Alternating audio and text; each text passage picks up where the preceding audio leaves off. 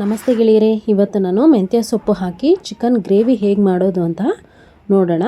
ಮೊದಲು ಇಲ್ಲಿ ಒಂದು ಬೌಲ್ ತಗೊಂಡು ಇದಕ್ಕೆ 1 kg ತೊಳೆದಿರೋ ಅಂತಹ ಚಿಕನ್ ಹಾಕ್ಕೋಬೇಕು.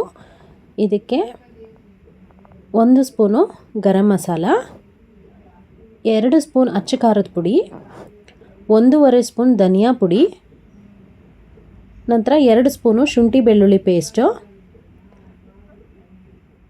ಆಮೇಲೆ 1 ಕಪ್ಪಷ್ಟು ಗಟ್ಟಿ ಮೊಸರು, ನಂತರ 1.5 ಸ್ಪೂನ್ ನಾನಿಲ್ಲಿ ಉಪ್ಪು ಹಾಕ್ಕೊಂಡು ಚೆನ್ನಾಗಿ ಮಿಕ್ಸ್ ಮಾಡಿ ಪಕ್ಕದಲ್ಲಿ ಎತ್ತಿಟ್ಕೊಬೇಕು. ಸುಮಾರು ಒಂದು 30 ನಿಮಿಷ ನೆನೆಯಲು ಬಿಡಬೇಕು.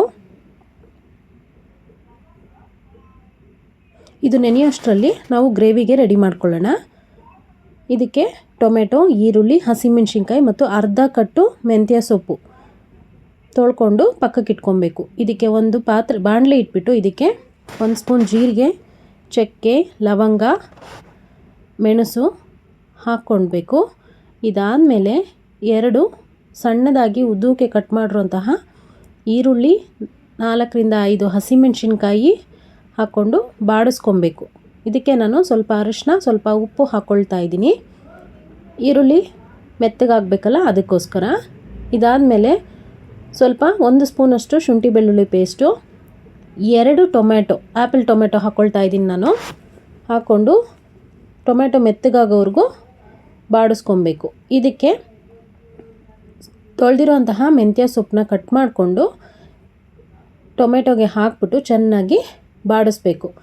ಹಸಿ ವಾಸನೆ ಹೋಗಬೇಕು ಮೆಂತ್ಯ ಸೊಪ್ಪಿಂದು.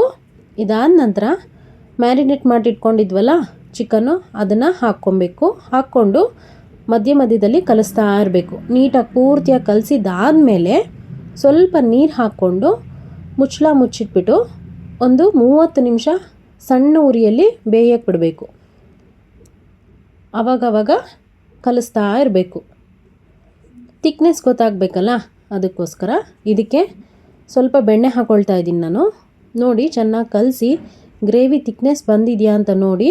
ಚಿಕನ್ ಬೆಂದಿದ್ದರೆ ಗ್ರೇವಿ ರೆಡಿ ಇದೆ ಅಂತ ಅರ್ಥ. ಈ ವಿಡಿಯೋ ನಿಮ್ಗೆ ಇಷ್ಟ ಆಗಿದ್ದರೆ ಲೈಕ್ ಮಾಡಿ, ಶೇರ್ ಮಾಡಿ, ಕಮೆಂಟ್ ಮಾಡಿ. Thank you.